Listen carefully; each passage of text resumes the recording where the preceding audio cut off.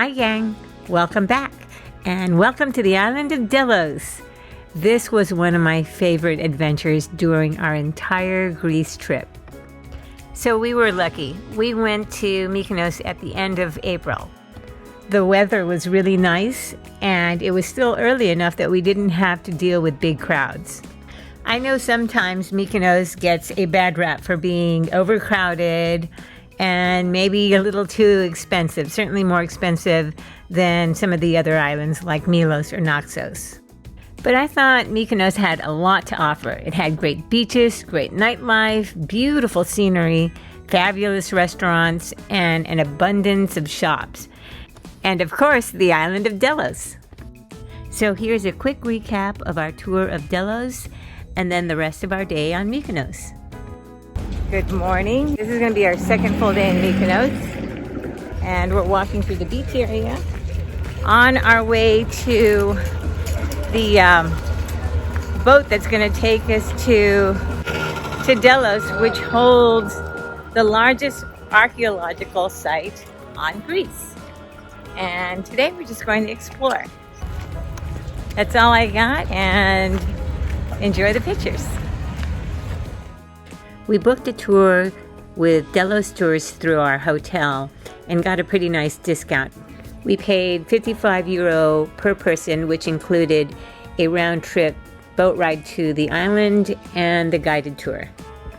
The tour boats were on the other end of the harbor and were pretty easy to find. We had just enough time to stop at Cafe Vagera for the best latte I had on Mykonos.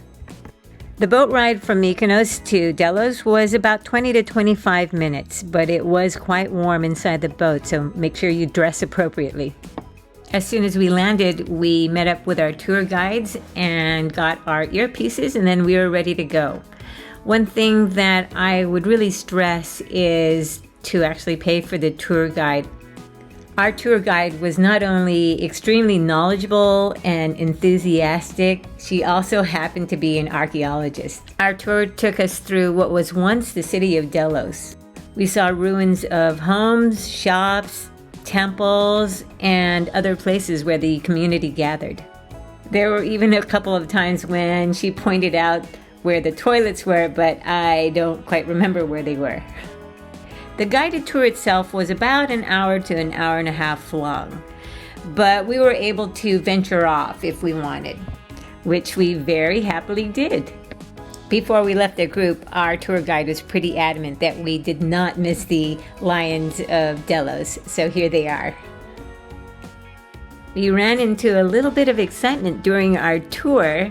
As we were walking through one of the paths, we came across this viper. Vipers are venomous, and I'm pretty sure they can be deadly, so we stayed well clear of this guy. However, the people coming up the path didn't know it was there, and you can see that it's pretty well camouflaged. So I started flagging people down and pointing out the snake because I didn't know what to do. We were waiting for some of the staff members to come and take it away, and since they didn't show up, guess who came to the rescue? Can't help the little guy finds his way back to the grass. I guess the takeaway is beware of vipers on the island of Delos.